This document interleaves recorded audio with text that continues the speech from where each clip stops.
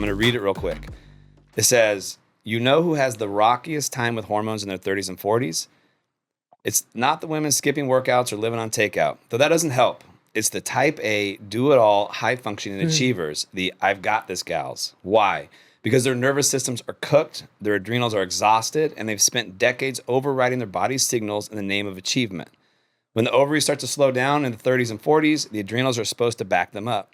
But if your adrenals are fried, that's when the anxiety, insomnia, mood swings, weight gain, and burnout come in hard.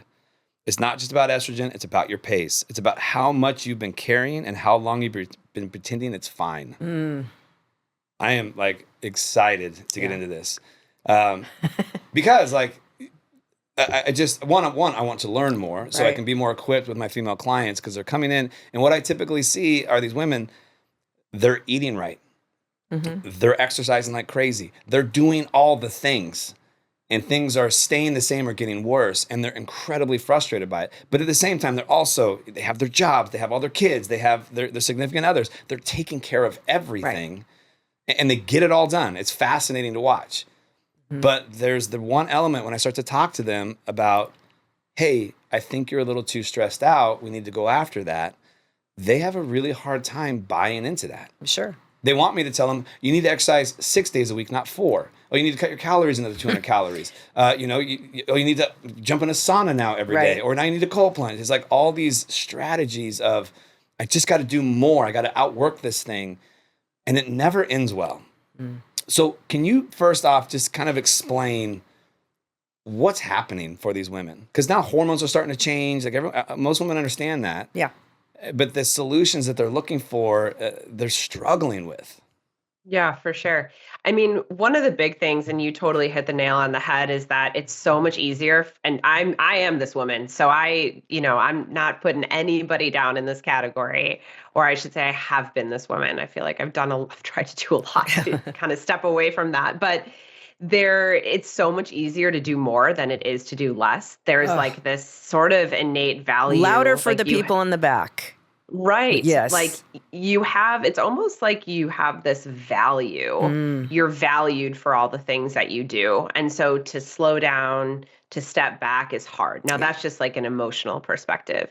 But then actually in the body, if we want to get really biochemical, as we are producing more and more cortisol just with like everyday life stressors, we have something called this pregnenolone steal, which instead of our body prioritizing making progesterone, which is, our amazing hormone that makes us sleep really well, feel calm, feel safe, our body's like, I don't care about progesterone. I'm stressed. So I'm going to prioritize making cortisol. I'm going to make more cortisol because I have to survive. That's the state that I'm in right now. And so whether you want to have a baby or not, I think a lot of women associate like progesterone, all these hormones with fertility, which when your body is fertile, it's in an optimal hormonal state, right? So really everybody should want to achieve a fertile state because that's ultimate hormonal balance. But it's so important, even if you don't want to have a baby, it's like you want to have no anxiety, you want to feel calm, you want to feel like you're resilient with the stress that you're encountering every day. You want progesterone. But if your body thinks that it's stressed, it's going to keep making cortisol instead. And then when we're getting closer and closer to menopause, so we're in this perimenopausal state that can last a very, very long time. And we're seeing so many women enter it now in their 30s. Your adrenals are the backup generator, right? They also make a slew of hormones. But if your adrenals are fried from years of high achieving and doing all the things and being stressed, then now we don't have a backup generator. So I feel like the women who really struggle in these transitions are definitely the women who have been just burning the candle at both ends for too long. And like you said, Brad, it's like they're doing everything right? Like they're eating clean, they're exercising 4 days a week, and they don't really, if you say like, okay, I think stress is the issue, but they're like, but nothing stressful is really happening. It's just the way they're living their life that's stressful. And I think it's also stuff that we can't even necessarily put a finger on, right? Like I could dive so deep into like the circadian rhythm stuff, right? Like sitting under fluorescent lights or LEDs or not getting outside enough or right? Like that can be a stress on the body. It could be being in a neighborhood surrounded by everybody who's got their Wi-Fi, right? Like there's a lot of different directions you could go to figure out what type of stress is actually affecting the body because there's a whole bunch of different types. But we also got to do a reality check on how we're living our life. Are we rushing from the second we wake up? I mean, if you're rushing all day long, that's a trauma response. I mean, that's one of the things I learned from somebody who I worked with trauma was rushing all day long. Your body does that out of trauma. So think about the amount of cortisol and stress you're just emitting by having a day where it's like, I'm so scheduled, I got to keep going, right? Wow, you wouldn't think that that would be included in that when you say it that way. People just think that that is high performance, high achieving. But really, Yeah, that's it's detrimental. so true. It's very detrimental. And it's, I don't, try to have somebody who rushes from day to day be Yeah. like, just walk a little slower from thing Oh, to I hate thing. slow Or like, walkers. I hate slow walkers. I do. That's one of my things. I'm like behind people. Even, right. Yeah. So that's good Yes, to know. it's Okay, like, noted. Gosh, I right. should be How taking can I notes right move a now. little slower through the Yeah. world? Right. Right. I mean, I think there's a lot of different, like I sort of said before, with like even EMFs or Yeah. circadian, what is your light environment? What are you, are you eating enough? Right. Like, there's so many women who don't eat enough fat. And it's like, well, guess what? Cholesterol makes all of our hormones. Cholesterol comes from fat and from food. If we're not eating enough, we're not making enough hormones. But a lot of these women who are, especially I'm sure, Brad, working with you, they're, want their body to look a certain way. And we've been taught, a lot of the women in my generation have been taught fat is bad, from a long time ago, and eat less calories and move more. And no matter how much new data comes off, it's like this default method. It's like, oh, I just have to eat a little less. And when you're talking about a woman who's already, go, working out hard, a lot of them aren't even eating enough food. And then that's a stressor too. And your body, again, isn't going to prioritize hormone production when it doesn't have enough reserves, right? Well, and tell me this. This is something I feel that I see. There's now all these data points on our health, our body fat percentage, our sleep data, all these things. And what I see so often is women are working so hard, and then their data comes back and it's not what they wanted, or it's not like quote unquote working. I see that stress them out even more. And it becomes so much focal point on like the scale, the body fat percentage. Your aura ring. It's like they're freaking out, like wanting perfection and wanting result. And then the data is not giving them the result they think they should have. And that stresses them out. Yeah. Is that common? Oh, so common. I mean, for sure. Like I said, was one of these women, and it's like your aura ring is like you wake up, it's like, how's my sleep score? Yeah. Because now you're That's getting me. rated on things, right? And I do feel like if we can use these different technology or data things as a way of like a check-in, right? Like, okay, hey, I'm trying out this new supplement thing before I go to sleep, or I'm wearing these red glasses, or I'm, not looking at my phone after sunset, whatever. Hey, does it change my sleep score? Oh, it did. I got more deep sleep. Cool. But I don't know that it needs to be this like everyday sort of scoring you almost, right? Because I do think that it even then creates more stress. And the whole point is we're trying to scale that back, right? Yeah. Interesting. Now, you mentioned something about this being primarily women that are in this space of the overly stressed. Is that because, traditionally women are the caretakers? They are the ones, they're obviously the mothers, and they take care of all the things. There's always that joke about, if mom's sick, it doesn't matter. She's still got to push through and deal with the whole family. Right. Do you think that is a piece of why? That's a really great question. I don't know that I figured it out. I mean, I know that what I learned from one of my mentors was that if you were to study women's hormones, it could be like this 8-month course, right? Like they're very intricate. There's a whole bunch of them. There's so many different things that affect the hormones. And then when you study a man's hormones, you could probably learn it in 4 hours, right? Like there's like this massive difference. And so when you think about how stress impacts a man versus how it impacts a woman, I think it's just different, right? I mean, there's so much more research coming out now that's saying, women need more sleep and it's like verified or whatever. I guess I'm not saying like men don't get stressed. They do. Yeah. I just think that because women go through these big changes. I mean, they go through a perimenopause part, which is, it's not a medical diagnosis. It's just a transition, right? But because we are seeing so many women feel so off during this time, and then again, the transition into menopause, I think they're just such big things, and they tend to be happening in a woman's life when she's busy. Maybe she has a career, maybe her kids are involved in a whole bunch of different things, and she's bringing them from place to place, also trying to keep up with the home. A lot of moms are working these days, right? I think it's just, we go through these bigger changes when we have a very busy life.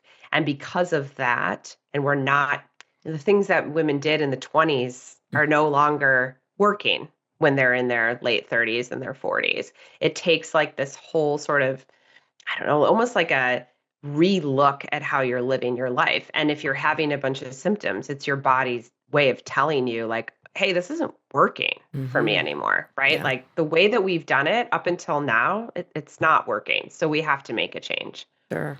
So how far you've come and it's incredible when you think about it. I think what's interesting though, I've always been a person who's been like really interested in like the out of the box things. Like I went to Guadalajara and did stem cells because I had long-term COVID. Oh, So okay. I've always been somebody who's been super interested. So I'd heard a lot about peptides, but I didn't like know much about it. I knew a little, but not much.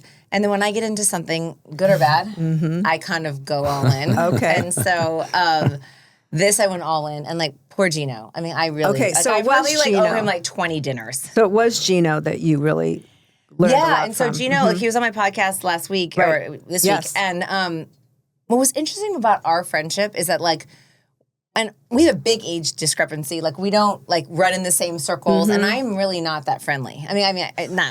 I know that sounds so bad, but like if someone at Moxie probably would say like I don't really talk. I mean, I go in, I work out, and I'm there's nothing wrong friendly, with but that. like I don't sit around and then go have coffee and then go and sit in the chairs and have my thing. Like, I just like I kind of like to go new. You weren't doing the compression booth? No, even though it was part of my package, I never did. But Gino and I became friends, and I just always have felt like I loved the trajectory he was on. I don't know. I took interest in kind of what he was doing. So when I was traveling and I saw that he was doing peptides, I'm like, yes, this is the thing. And so when he came over to our friend's house, when I had some friends over to my house and he started talking about them, these women also knew a thing or two. So it was really nice that all of a sudden a lot of other questions were being asked. Yes. And then once I got on my BPC and TV 500 and the inflammation going away affected my mood and my brain so much that like I became obsessed. And then I would like literally walk my dog and listen to a podcast, and then I'd stop the podcast and voice note poor Gino.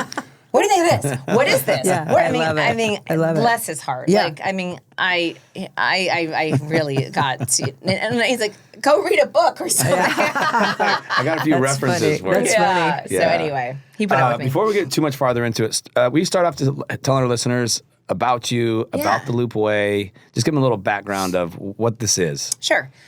So my background in general is I've always kind of been an entrepreneur at heart. I've had a few businesses here and there.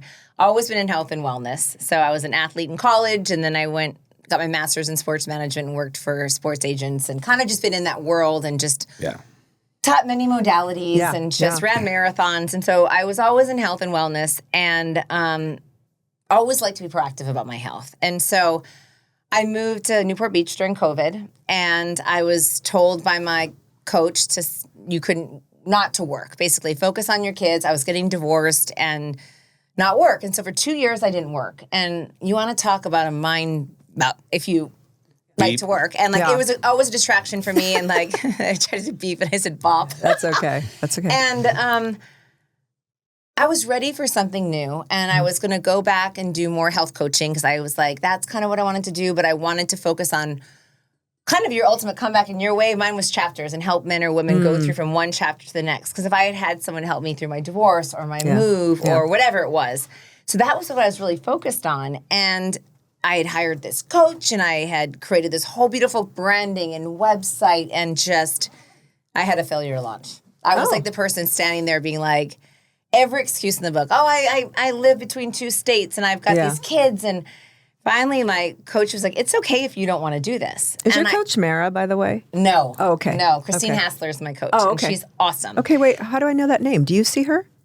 Okay. No, she's kind of a famous okay, that's why coach. I know the name. Okay. And she's really helped me. Okay, So great. long story, a little tad bit longer. Yeah. I went to a retreat last January, and it was a branding retreat. I went with my sister, and I was like, I'm going to go to this retreat, and by the end of the retreat, I'm going to know if I'm going to do this business or not. And my coach reminded me, sometimes when you want the most clarity, it's when you're the least clear. So be very careful, like demanding this of yourself. Anyway, I learned very quickly that I started talking about peptides from the second I got into the car. And these are women from very high-powered, successful women from all over the U.S. who come to this retreat for like branding and wellness and stuff. And I talked about peptides the entire time. And finally, when someone looked at me and they're like, you need to coach on peptides. You're clearly light up about this. And so we did this crazy breathwork class, and I will go into the woo-woo at another time, but I kind of came out of it being like, this is what I'm going to do. And my boyfriend and I started the Loop Way on the balcony of our hotel room that day. That's excellent. And that was basically like February 1st, and now we're August 1st. It went real quick. Wow. Yeah. And so what I learned was I needed to hire people much smarter than me who knew a lot more about peptides, and I wanted to have a business that educated people on peptides, because when I went through it, poor Gino, I was just confused and scared, and there was so much knowledge, but I was so excited. And I just felt, gosh, it would just be nice if you could go somewhere, pay somebody to really walk you through it so I wasn't harassing somebody, and there was nothing out there. And so, you know, we went through the ringer, and thank God we learned AI really quickly and found that AI was a really big piece to our business, and that we could hire nurses and PAs who knew a ton about peptides, but they were not working in that capacity. They were educators. And so combining your goals and your blood work created a really solid picture for somebody on where they wanted to get started and why. You know, I think with anything, you got to know your why. Yes. And so I think through our process, you identify your why, and then you understand how a peptide is just a tool to help you kind of get to your goal. And so having that division really made me feel proud, because I felt like, gosh, I'm providing something that's not out there. And then now we have a coaching side, which is more of the 30-minute calls where it's like not deep dive into your blood work, but let's just kind of like we're talking about today. Let's talk about peptides. Let's answer your questions.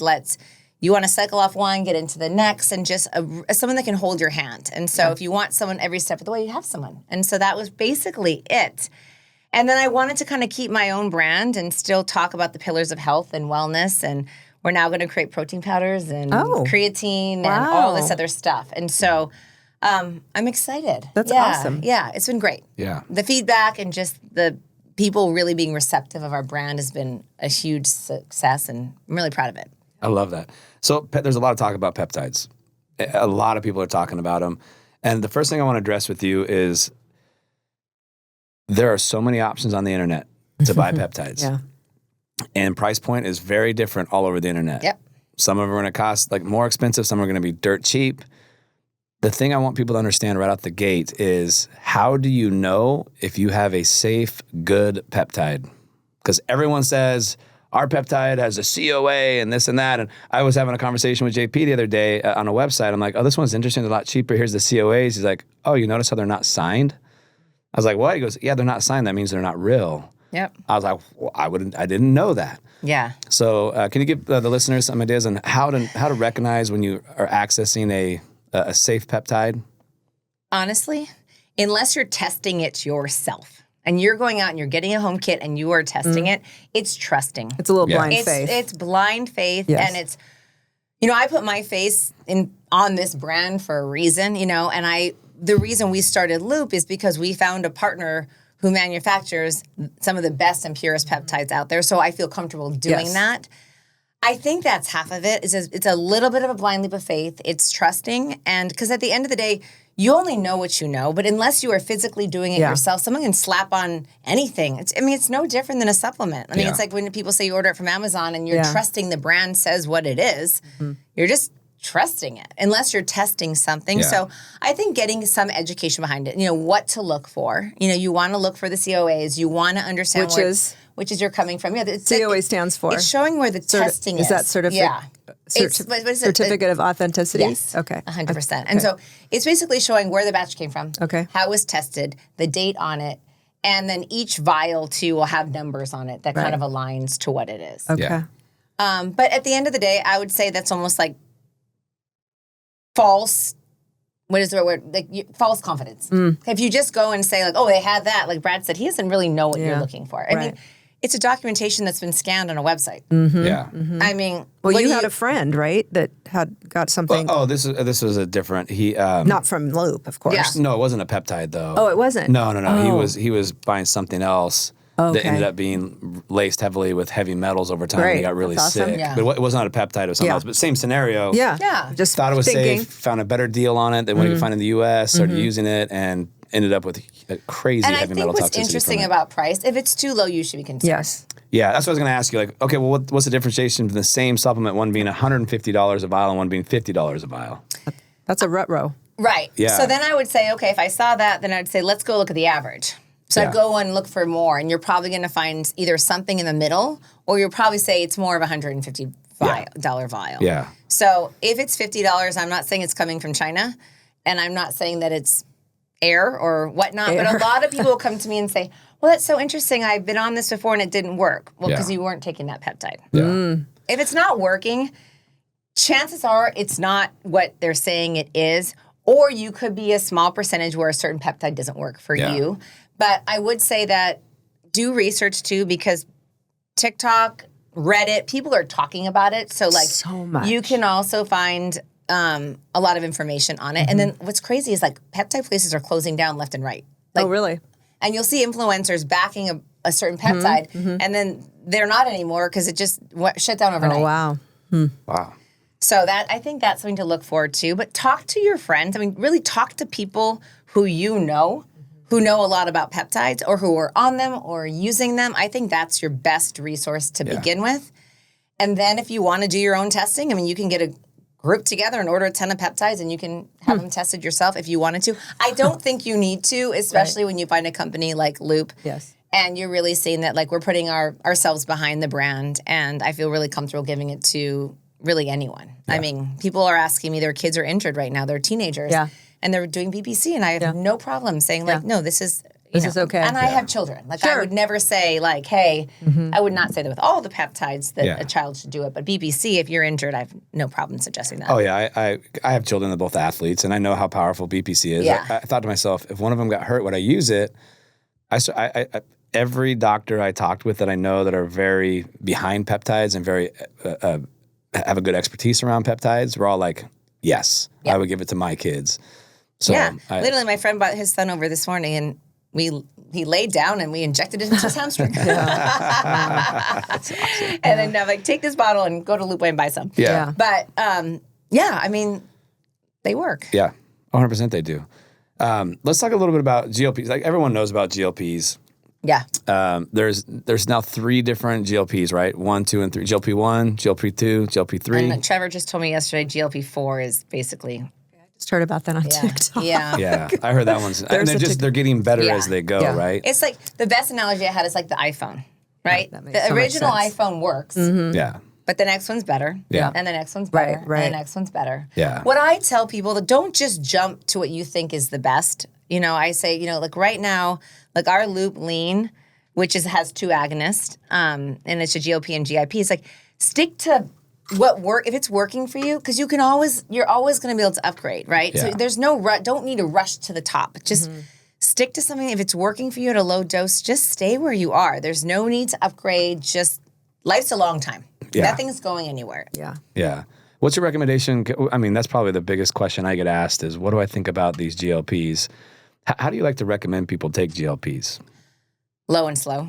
Low and slow. I love it. Low Is and that slow. no matter what? No matter what. Even if someone has yes. 100 pounds to lose? Yes. Oh, okay. Because this is how I feel about it, is your body's got to get used to something, right? So why would you just put someone on something so high where they are going to have a side effect? Yeah. Even if they started a low, their body's going to be shocked. Like, Yes. what is this? Yeah.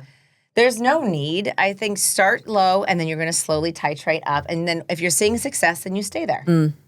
Now, if you have a lot of weight to lose, you are going to have to go up. But there's other peptides. There's other in conjunction with, that you're you saying? that you can take eventually if you stall out to say, hey, we can have to use something else. Let's just see. We don't always have to go higher and higher and higher. Yeah. People have a lot of success. And what your people are finding too is like, by the time you, let's say, get to a low dose, hopefully they're implementing a few other things in Lifestyle their life changes. because they're feeling better. Let's say there's 100 pounds, they've lost 10. They're like, oh, now I can get off the couch. Yeah. Now I can go for a walk.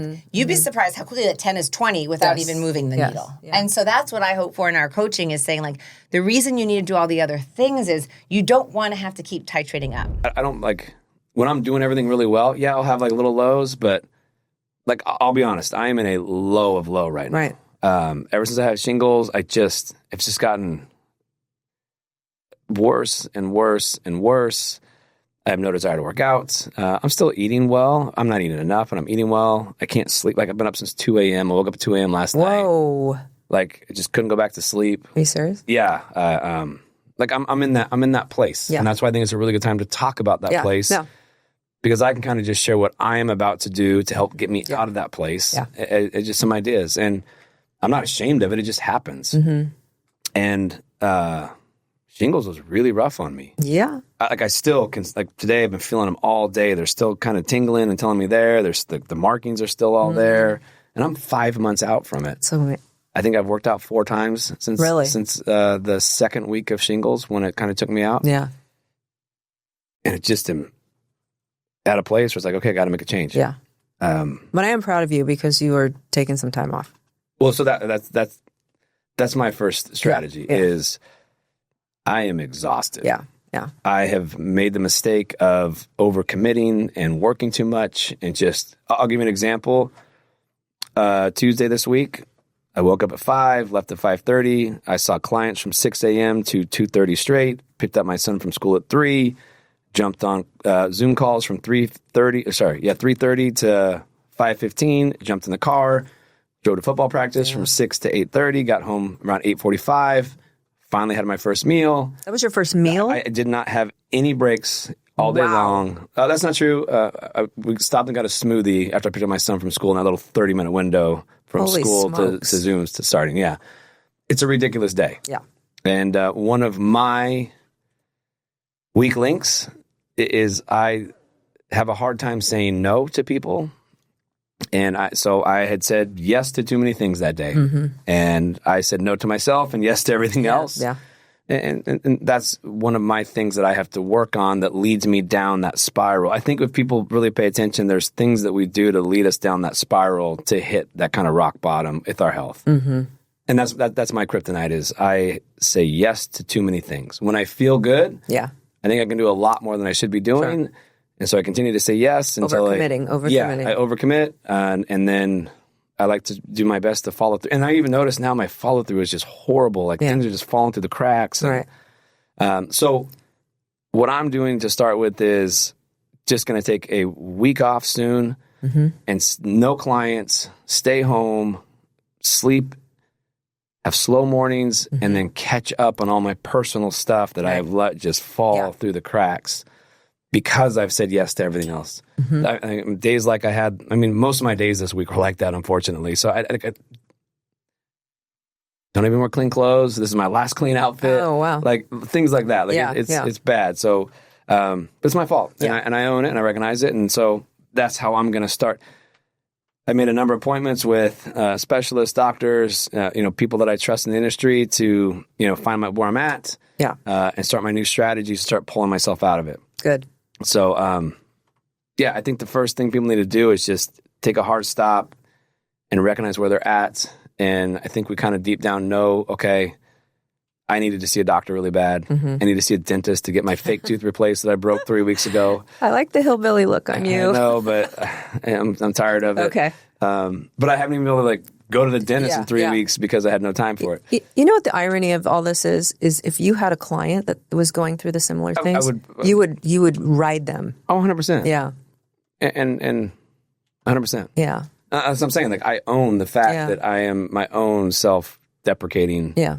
It's almost like an addiction to the busyness. No, and the, I think it's. I'm going to twist that. Or turn this and say, I think you are a good man, a good human, a good coach, a good father, all the things, and you like to help people, and I don't think that's a bad thing. But you just did too much. I love to help people. Yes, but you did it to your own detriment. Yeah, okay, great. I love to help people, but I'm going to kill myself early, and then I'm not going to be able to help anybody. No, but my point is, I don't think it comes from thinking, yeah, I got this, I could do it all. No, I think it's more of an addiction. Oh, do you really?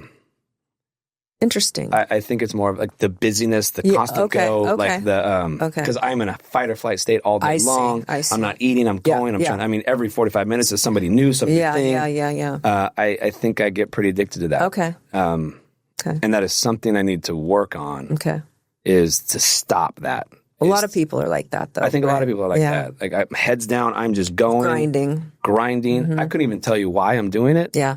But I'm doing it. Okay. That's why I think it's more of an addictive. It's a feeling of like I have a really hard time right now when I'm in a calm state. It just feels uncomfortable. Like I need more energy. I need more energy, and that's so. I think it's more of an addiction, to be honest with you. Okay. Like I get addicted to that high stressed feeling of go and and unfortunately, it's pushed me too far. Yeah. And now, like last night, I've been up since 2 a.m. I just couldn't sleep. Crazy. But I did the theanine, the magnesium, like the taurine, all the things, and it's not like I'm so fried. You're beyond that. I'm beyond that.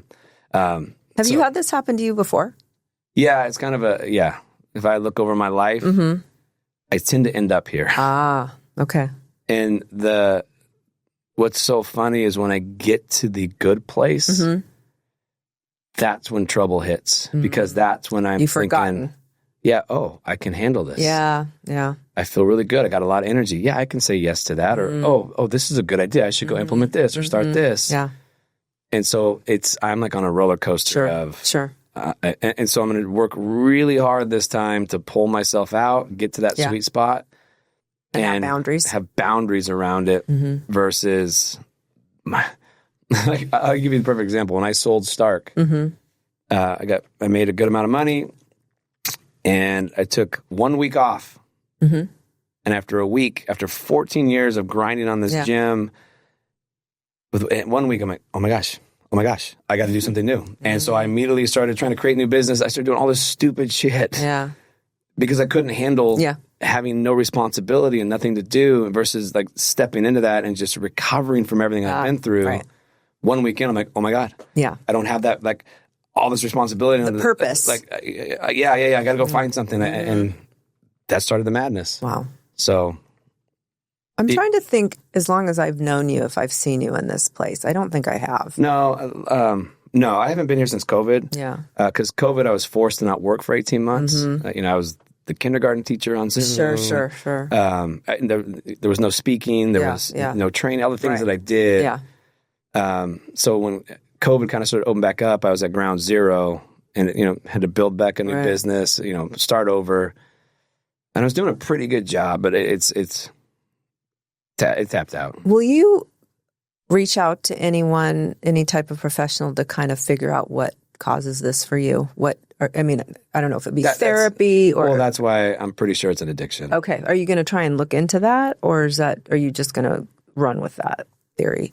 No, I had a conversation with a therapist. Oh, good. Oh, good. Yeah, that's how I know that's what it is. Oh, got it. Okay. I'm not blind to it. I've had these conversations That's before. interesting, though, because I wouldn't have thought that. Yeah. It makes sense, though, as you explain it. A vulnerable, honest response after having conversations around how I do things. And it stems, this is super, it stems from my deepest fears that I'm not enough. So I feel like I always am having to do things to prove myself and show my worth and show that I'm enough. Yeah.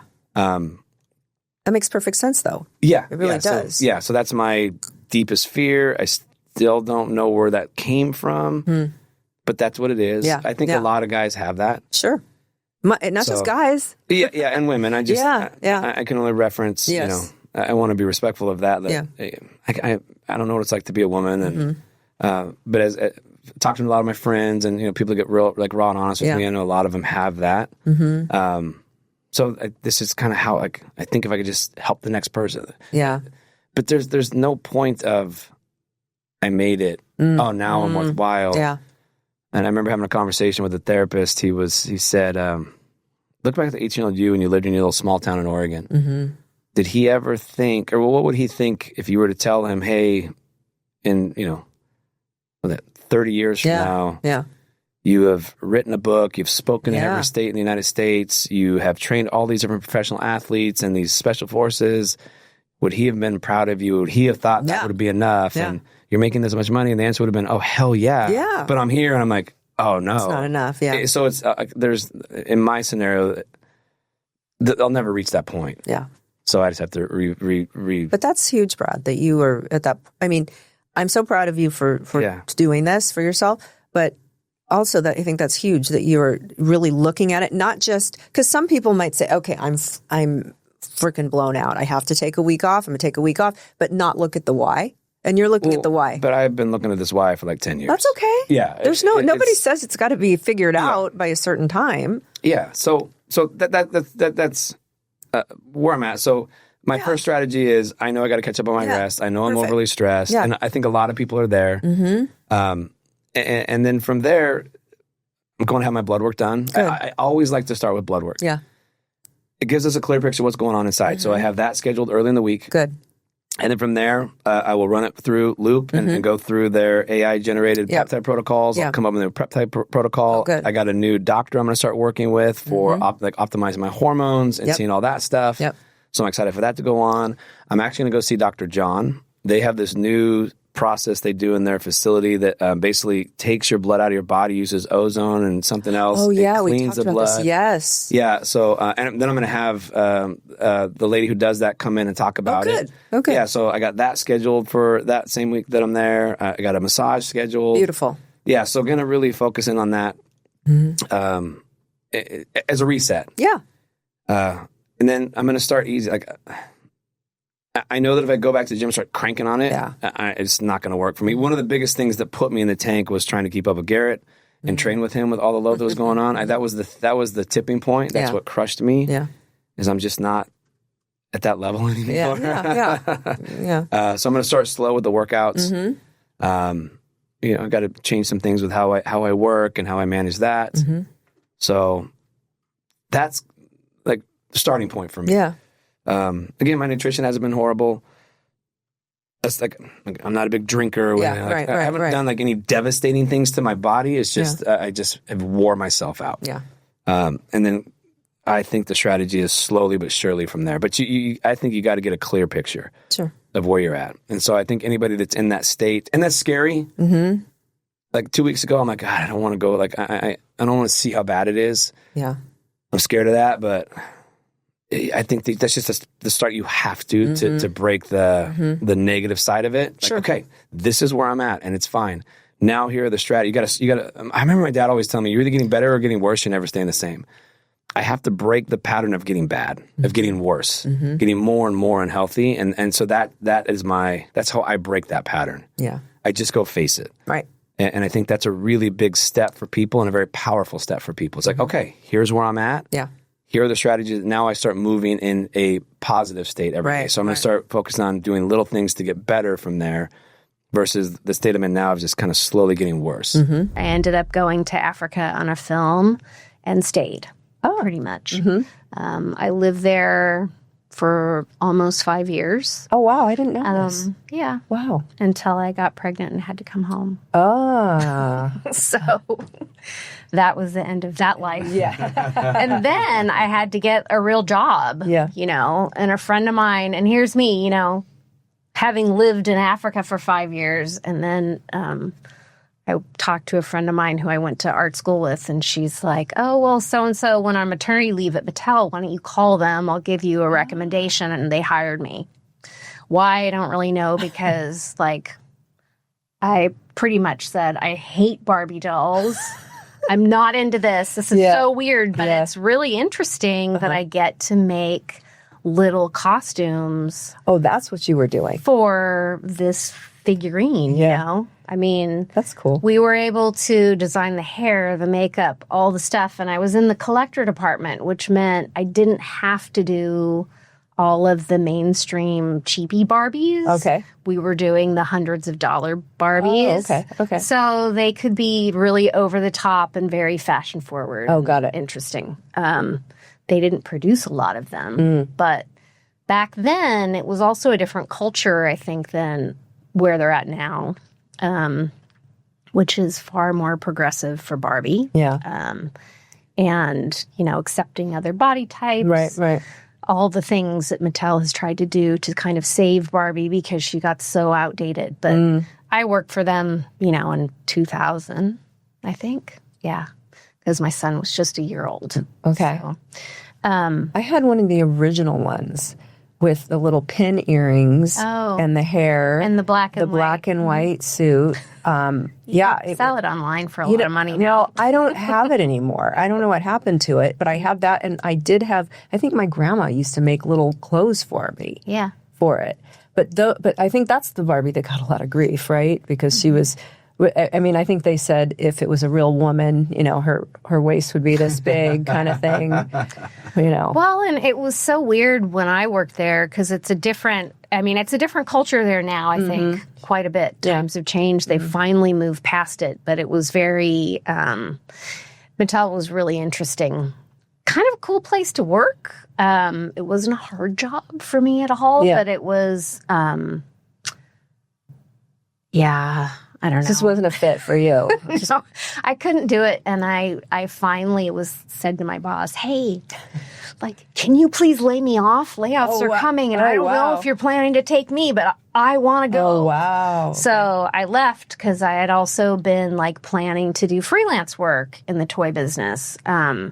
So after I left Mattel, I freelanced very lucratively for another 12, 15 years. Yeah, I was going to say, I bet once you've been there, probably anybody will pay attention to you, right? Yeah, I mean, I worked for all the major toy companies. Oh, wow. But the final straw for me was when, the toy business is still a boys' club, right? Oh, I don't know. It is. Okay. It's run by mostly men. Okay. And one of the projects I was on was for Hello Kitty, and the dude who was in marketing, the head of marketing, says to me and the other two women that were doing this project, well, we decided not to do the smart doll because girls don't aspire to be smart. Oh. Oops. Oh. They just want to be pretty only, right? Yeah. Okay. So, but we'll take the cheerleader and the dancer. Oh, got it. And I don't remember what else we had. Right. The cook. I don't know. Stupid. But that was when I just went, the guy hung up on the phone. This was before Zoom even. Yeah, right. It was a long time ago. Yeah. And I was just okay. I'm done with this. Yeah. I can't. Bye. I can't. But, even through the early years of me, because I started inventing toy brands, and I got a toy in the market, and it allowed me to have more free time to, play around with the skincare. Yeah. I have rosacea. I was very stressed out, and it got really bad.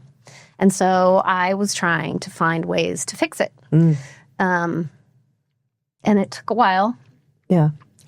But I'm still, You're still at it. Still going. Still at it. Yeah. So that was really the impetus. Is it? I feel like that is for a lot of people when something is invented or started, it's because they have an issue themselves. Problem. Yeah. Yeah. Yeah. And, I think I'm a creative person. Creative people problem solve things.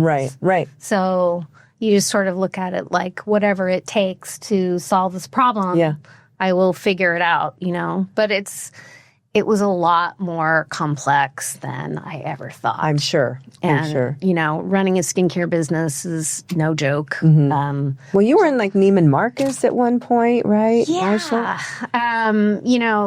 When CBD first came on the scene, skincare is very trend oriented. So, Neiman Marcus, a bunch of other stores, Saks, they all took their CBD products in. Yeah.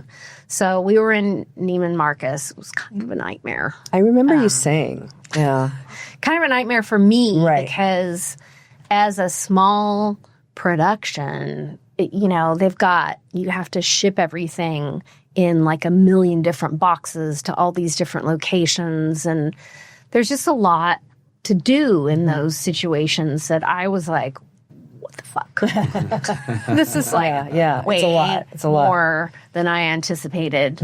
But anyway, no CBD products there anymore. Yeah, It's kind of all kind of came and gone. And unfortunately, I think the cannabis industry kind of killed it, honestly, because, and the government not making any regulatory decisions on any CBD. So it stayed in that limbo land of, well, you can sell it and it's legal, but it's not really in some states. And then on top of it, you know, shipping, but payment processing was the worst part. It was a nightmare. We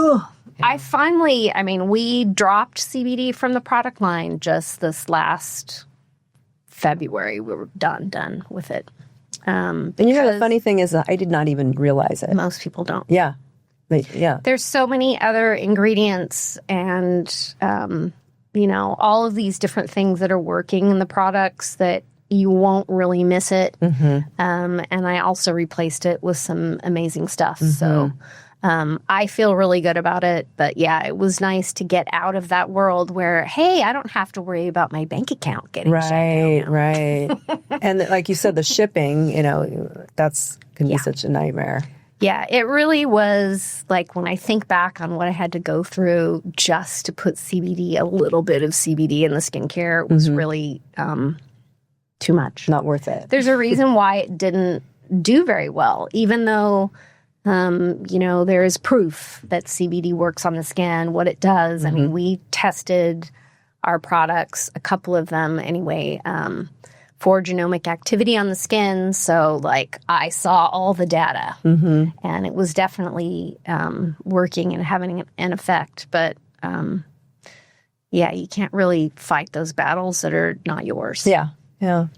So I had a buddy in the CBD world, and it was horrible. Like constantly having his payment processing shut down, trying to find anybody that would deal with it was a nightmare. Yeah, it was terrible. I mean, I sell to spas and estheticians across the U.S., and I would have them call me and go, well, my payment processing just got shut down because of you. Because of you? Oh, no. I mean, they didn't say that. They were really cool about it, whatever. And I would, you know, Square was actually one of the first processors to onboard us, and I had no problem after that. But that was us. Then when I would sell to another person, and they would have to go through the same process and everything. And it's not that bad now. I mean, it's kind of just like, okay, show the docs, it's okay, whatever. But still, you know, the biggest website, Shopify, wouldn't take it. So we were finally just like, okay, done.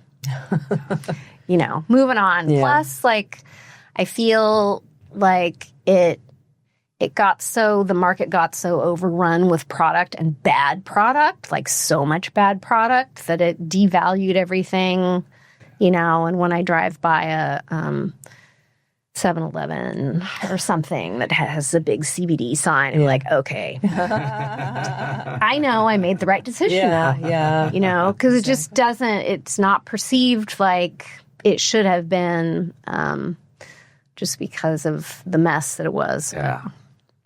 Anyway. Sad, 'cause it's a great thing. I know. Yeah, it works for a lot of people. Yeah.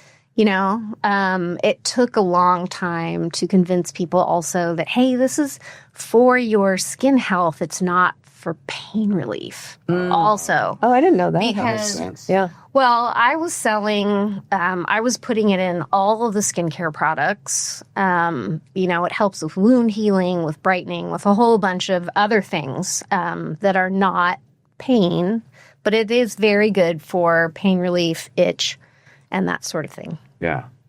Yeah, but I used to love when you did the facials that you gave us the little CBD treats, like a little gummy. That's true. It was it was nice. Yeah. No, her facials are amazing. I mean, she's not doing them right now, but I can't say enough. Yeah. Really great. And this thing you do with that, what is that called? The active release? So it's buccal massage. Wild. So I put Oh my gloves God. on. You guys were talking about doing this on the show. Yes. Yeah. And then massage the face from the inside out. But you would not believe how it relaxes your jaw. Oh, I It's bet. crazy. Yeah. It's all of this is tied to the rest of your body, so it feels as if you've had a full body massage by the time you leave. Yeah.